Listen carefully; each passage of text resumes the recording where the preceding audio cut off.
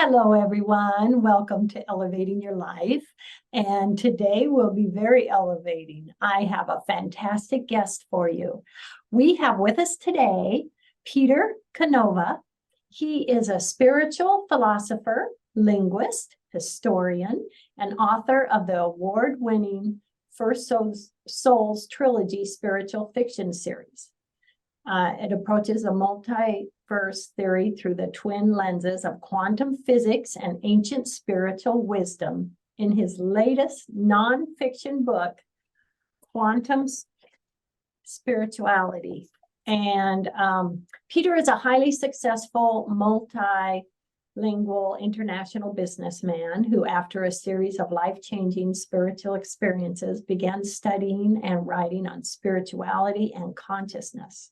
I love it. And also the author of 20 times award-winning First Souls Trilogy. You're amazing, Peter. Thank you. Happy to have you here. Thank you. Nice to be with you today. If you'd like to begin with maybe sharing a little more of your background for us and kind of more on what triggered you to write this amazing book. Well, it all started probably when I was in my 20s. I went through a series of vivid psychic or spiritual experiences, starting off with finding out that I was a very accurate medical intuitive. And after that, it kind of opened up a floodgate of different experiences with clairvoyance, clairaudience, remote viewing, premonitions, and a whole slew of things. And being a Capricorn, I wasn't just sort of satisfied to have these experiences. I wanted to understand a little bit of the nuts and bolts behind them.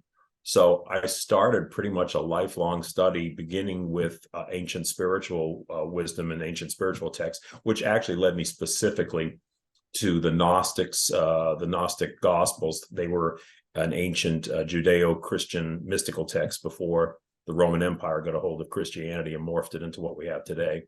That actually led me eventually to studying quantum physics. And the nexus there is that both ancient spiritual wisdom and quantum physics study the nature of light, energy, and matter, which really are all the elements of reality, all the elements of creation. So it's not really that strange that eventually I started looking at quantum physics, and those became the bookends for me that the coordinates that really allowed me to understand a lot about how the universe or the multiverse operates and our role as human beings in that grand scheme. It is just absolutely fascinating, isn't it? And something you've said, light energy is the vehicle by which consciousness manifests itself. Yes. Light contains intelligence. I love that. Please share a bit about that. Well, I mean, it's very well known from ancient times that there is intelligent energy and light. We've all heard the phrase, God is light. And, God is really interchangeable with the words higher consciousness, the source, the one. You can call it anything you want. It's all the same thing. It has to do with a singular, conscious, intelligent force that was the progenitor of all creation, of everything that exists, including us.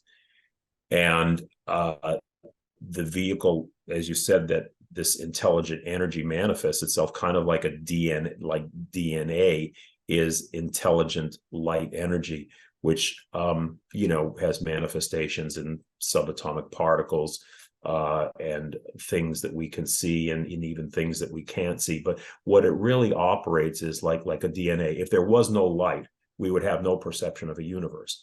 It's light bouncing off of things and reflecting back to us that cause us to think we see things out there. I say think we see things because there's a lot to that. But without light, we would have no perception of life at all. So really the whole structure of the world is inherent in the perception of light in all its different forms. And light, like I say, is kind of like DNA. It causes different forms to exist, just like we have the DNA our bodies that cause, different parts of our bodies or differentiation between species and things like that. Light operates in much the same way. It contains these algorithms or codes that forms the foundation of all existence. Well, this makes me curious then. So does sunlight have an effect on us? The light we get from the sun? Well, that's physical light, but certainly it's connected. I mean, they're all connected. Okay. There's different forms of light energy, but ultimately they stem back to one source. We have a lot of different types of radiation. We have a lot of different frequencies in the light spectrum, from visible, infrared, ultraviolet, and so forth and so on. Some of that light is visible, some of that light is not visible, but it's all part of one continuous thread, in the light spectrum. So, even the physical light from the sun is certainly part of that. And there are actually certain psychic practices or spiritual practices which relate to ways of absorbing sunlight into your body as a means of spiritual progression. So yeah, it's all connected. I love it. I love it. So describe for us what quantum actions are, what quantum, for those out there that really aren't familiar with that. What is the quantum actions or quantum spirituality, basically? Okay, so quantum spirituality is the term that I've coined for my book. And what quantum spirituality really is, it's a roadmap. It's a roadmap to help people have experiences with this source energy of consciousness. And like any map, the best maps are, in order to even be a map, you have to have more than one coordinate to deal with. You have to have north and south, latitude and longitude, or whatever, to go in the right direction. So quantum spirituality is just that. It's two coordinates using science and using mystical wisdom as coordinates on a path to recognition of this higher source consciousness. Quantum physics in and of itself, the discipline of quantum physics, essentially has to do with light. Quantum means light. Max Planck, the brilliant German scientist who was the father of quantum physics, right around the year 1900, just about in the turn of that century, he recognized that light comes into our world not continuously as we once believed, but it comes in discrete individual packets or waves called quanta. And so hence the term quantum physics, which are packets or photons of light. Photons are the particles that carry light energy, and that's where we get the term quantum physics. So what does that do when we pull together the benefits, or what it is, of the quantum and the spirituality? We bring those two things together, and that can really transform us, can't it? How does that work? Yeah, I think the way that works is this. If you just go out and you go to a lecture and you hear a spiritual teacher or a guru tell you things, or even if you go to a church, let's say, and you hear a priest or a minister tell you things, so you have to take that on faith, right? You don't really have any direct knowledge of that. I mean, I can sit here and tell you fire burns, but until you put your hand on the fire, you really don't own that experience. You don't know. You have to take my say-so on it. You don't know it yourself, okay? The highest form of knowledge that is the gateway to awakening is direct or experiential knowledge. It's not book knowledge. It's not rote learned facts. It's not faith or taking faith and listening to third-hand statements or listening to other people telling you the way things are. Eventually, if you really want to grow into a more enlightened state, you have to experience things yourself. So, if you see science on one hand and ancient spiritual wisdom on the other hand, saying the same thing, albeit 3,000 years apart and in two different disciplines, you think, really, what does one have to do with the other? But when they're really saying the same thing about the creation and the nature and operation of the universe, well, where there's smoke, there's fire. You might be onto something there. And then all of a sudden, other pieces start falling into place. You start to bring in aspects of psychology and understanding of archetypes and synchronicities and things like that. And you start to realize it's like it's like a jigsaw puzzle. You see these ragged edges, you see where they start to merge and form a pattern of information together. Now that's really powerful. When you see all that coming together, it's like a perfect storm of information hitting you from all sides, and it will lift you up, it will elevate you, as opposed to just, looking at one thing or another, looking at science in isolation or looking at spirituality and religion in isolation. So what it really is about, it's the convergence of all this information to really inspire people, and in a rational sense, in an intuitive sense, and in so many other aspects. It's a multi-dimensional approach to spiritual growth. Oh, I love it. I love it. So what would you say would be like some basic steps that someone could do to take them into that direction and becoming more elevated and connected to that? Well, if you want the shameless plug, you can read my book, Quantum Spirituality. Yeah. But all kidding aside, I think that there's a lot of factors that start a person on the road to spiritual growth. The first thing is you have to have a desire or motivation. Now, that happens in different ways. With some people, it's just there, like I was just born with a lot of questions in life, even as a teenager. It was like I was always wondering about the big picture. What's this all about? Why are we here? None of this makes sense to me. I wanted to understand a little bit more about the way the world worked, because it seemed that it was things were just a little too random and chancy, and I wanted to understand more. But for other people, it may be, the road may be rockier. I mean, they may be alcoholic, they may be drug addicts, they may hit the bottom of the barrel, they may have an emotional disaster that leaves them, desperate and seeking. Sometimes people have to hit the bottom of the barrel before they say, hey, I've got to work my way out of this. All of us ultimately are seeking to understand, I think, the world. And the one thing that I will say is, and the one motivation of why people ought to really think about engaging in this type of pursuit, is that the biggest impediment to human existence is fear.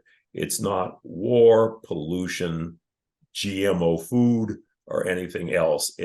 Fear is the basis of everything, because fear is there from the moment we are born to the moment we pass over.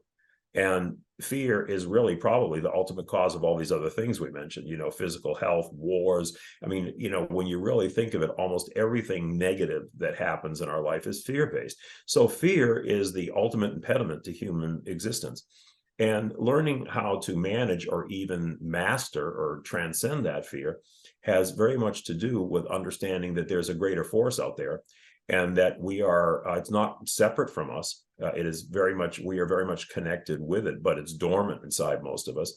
And the pursuit of awakening that consciousness really elevates our lives. It helps us intuit when perhaps something is wrong with us that the doctors don't recognize. It's happened to many people. It helps us sense when people or situations may be harmful to us, and we ought to stay away and avoid them. It starts to transform your life in ways that you can't even imagine until it's right upon you. So, I think what it's really all about is, you make a choice in life. You're going to live in the basement, or do you want to move up to the penthouse and see the panorama of life and understand it better? Yes, yes. Oh, and myself, I've always been fascinated by, our vibration, where we reside. And I've always believed, things like fear, that puts us in a low vibration. Joy, a higher vibration. Do vibration levels, are they connected to the quantum energies? Is that the same thing or similar? Yeah, absolutely. It is. Everything is vibration. Everything is frequency. If you study the ancient texts, essentially the different dimensions, what we call parallel dimensions, are not dimensions of space. They're dimensions of frequency and vibration, frequency and vibration of consciousness. Okay. And consciousness is present in everything. And the difference between a human being and a rock is a matter of frequency or vibration. Max Planck, again, going back to the father of quantum physics, said that I will tell you one thing: behind the appearance of matter is a conscious, intelligent mind that brings the electrons, or brings the subatomic particles to a vibration of frequency, which we detect as particles. But behind that was the existence of a conscious, intelligent mind, and that's the basis of all existence. That frequency of mind is the basis of all existence. Now, that is the father of quantum physics speaking, not Swami Ramalama Ding Dong telling you, how it is. So, again, here you see that when you really look into it, the physicists who are really brilliant and out there on the frontiers and understand things are starting to realize more that the universe starts to look more like a giant thought than a giant thing. It operates like a vibrational frequency rather than like a mechanical clock. And that was the difference between classical Newtonian physics that looked at the world as sort of like a mechanical operation. But then at the birth of the quantum age, and when we went deeper to understand that microscopic world that our larger world is composed of, we started to realize that's not the way things operate at all. It operates off of frequencies, and the world, essentially, reality is essentially a quantum field. It's a field of light energy, and particles don't even exist at the quantum level. So think about that for a second. What we think of as particles, atoms and molecules that make up the solid tables and things that appear solid to us, they don't even exist at the most fundamental levels of reality. What exists is a wave of light energy that at times collapses itself into the appearance of particle formation. But in its natural state, there are no particles. There is no physical matter. Oh my gosh, it is so fascinating, Peter. This is just so fascinating. I love it. I love it. And in your book, you mention, you talk about the right and left side of the brain. That's always fascinated me. Tell the audience a little bit about that. And I'm wondering, should we try to seek to have a balance of those two, or tell us a bit about that? Well, the right and left brain hemispheres is something that's been recognized for a while. We have bicameral brains, which means we have two distinct halves to our brains, the right side and the left side, and they have been associated with different qualities. So that the left side is your more rational, analytic, type of approach or thinking. The right side is your more intuitive feeling, where your feeling nature comes from, and they unfortunately, most humans don't have a balance of that. They tend to either be on one side or another. By and large, in this age, we live in a more left brain kind of world, a rational, world, or that's what the outlook of it is, and it is important to be able to balance those, because that is really the gateway to making what Carl Jung called an actualized human being, an individuated human being. Carl Jung, the famous depth psychologist.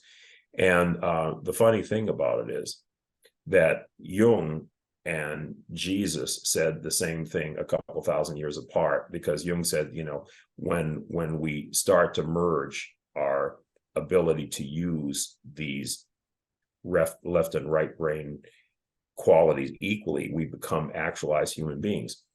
Jesus, in the Gnostic Gospel of Thomas a couple thousand years ago, said, when you make the two as one, then will you realize the kingdom of heaven. And what he meant when he said, when you make the male female and you make the female male, then you will realize the kingdom of heaven. Now, the right and left brain have also been called yin and yang, male and female. Different terms were used to describe them. The right brain, the intuitive, the feeling side, was generally associated with the female.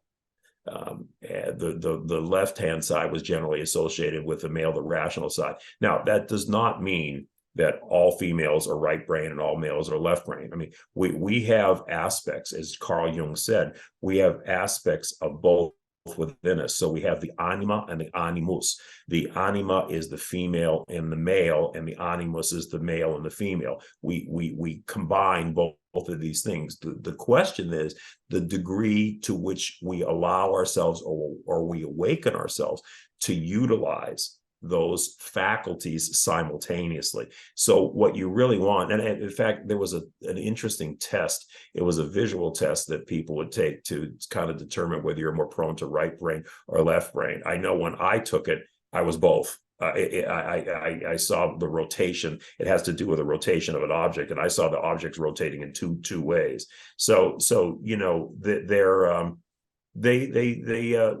this whole polarity situation really stems to the inception of creation. In the Gnostic text, it tells us that even though God or consciousness is one, it manifested as two polarities that were called male and female, or yin and yang. The reason being that it was the interaction between these polarities that created the friction, the light, the heat, and the energy that propelled creation. So everything is one, although it manifests as two, and the two becomes multiple. Very much like what the Hindus tell us. The Hindus have multiple gods, but they say when you cut through all of that, it gets back to one being. I love it. I love it. Wow. I love your enthusiasm. Oh, I do. I love this. It's so fascinating. I'm just, yes, I love it. And something you said, our reality is a cosmic holographic movie. Yeah. What do you mean by that, Peter? Well, we again, it gets back to the play of light. Like we said, light creates everything. Without light, we would not perceive objects. The only way we perceive objects at all is by the interplay of the light off of those objects. So the whole idea of the holographic universe goes back quite far, but it was developed in stages where there is a phenomenon in quantum physics that is called quantum entanglement. And what that means is that particles that are literally the equivalent of thousands of light years apart react simultaneously and instantaneously with one another. So to make a simpler example, if there's a version of you here on Earth and a version of you up in Mars, and I pinch the Earth version, the Mars version says ouch at the exact same moment. Okay. So they started to say, well, you know, how can that happen? How can that operate? And they started to theorize that, well, you know what, maybe that what we view as distances and physical appearances and everything else just appears that way. Maybe it's really all part of one, you know, kind of holographic picture. Now, the quality of a hologram is, the uniqueness of a hologram is that any one part of a hologram contains the image of the whole inside it. So you can slice and dice a holographic image, and each little piece will still contain the entire vision of the whole inside it, which means that everything really is a whole. And then they started, oddly enough, and here's the really fascinating thing, the holographic universe theory got propelled by the study of black holes. And, you know, black hole is basically a phenomenon in space where a collapsed star becomes so dense that it literally forms a hole that sucks in light and everything around it. Nothing can escape from it. It's like a hole in the universe that light cannot escape from. And it has definite boundaries to it. Okay, there's the black hole itself, and then there's what they call the horizon, which is the rim, the outer rim of the black hole, the event horizon. Okay. Anything inside the event horizon, we don't know what happens to it. It goes into that black hole. We don't know what happens to it. Anything that's outside, we can still, you know, sort of perceive on the outside. So what they found is that the information or the qualities that make up a black hole, you would think would reside inside the black hole itself, but they don't. They are on the outside. They're on the event horizon. And let me break that down in another analogy that's more understandable. Say you have a bucket, and inside the bucket is the universe, is the Earth and everything else in our universe, because our universe does have boundaries to it. So the outside of the bucket is the boundary, and the inside is the volume of space that contains everything. Now, you would think that all the information about our universe is inside the bucket. The comings and goings of the universe, the fluctuation of the stars, what we do here on Earth, everything you would think it's happening inside the bucket, but it's not. According to what we found out about black holes, it's on the outside of the bucket, on the skin of the bucket. It's in a two-dimensional sheet that's projected in like a movie into the inside. That's what black holes tell us. And so that propelled the theory that, wow, now it's really starting to look like we are just kind of a cosmic light show projection from some other source into the appearance of a three-dimensional materiality. So, we could all very well be just like the movies that we watch on Netflix in a much expanded cosmic sense. It is just so fascinating. I love it. It's pretty trippy. It's pretty trippy stuff, and often hard for people to grasp because it's very counterintuitive to what we believe reality is. The fundamental qualities of the quantum world, which makes up our world, are almost completely diametrically opposite what we think and what we experience in the bigger world. Oh my gosh, this is so amazing. Peter, we have about 2 minutes left. Please share with everyone your website, where they can get a copy of your book. And if you want to get more information on quantum spirituality, or even on the trilogy, the 25-time award-winning First Souls Trilogy, best place to go is to my website, petercanova.com. That's petercanova.com. There's a wealth of information there. There's videos, articles, and other things that just, in and of themselves will be interesting. And then there's portals to information for the various books and also for my own podcast on Dream Vision 7 Network, which is also called Quantum Spirituality, which appears, we have a new episode first Tuesday of every month. So if you're interested in these things, please go check it out. I love it. I love it. Oh, Peter, thank you so much. This has been so fantastic. And it's so amazing. For me, when we can put, scientifics with the spiritual and the wisdom, and they come together and so much the same. Well, I am honored to have had you on the show. Thank you so much for joining us. I'm really grateful. Thank you for having me. I appreciate it. You're welcome. Everyone out there, thank you. Love, hugs, and blessings. Peter, love, hugs, and blessings. Thank you so much.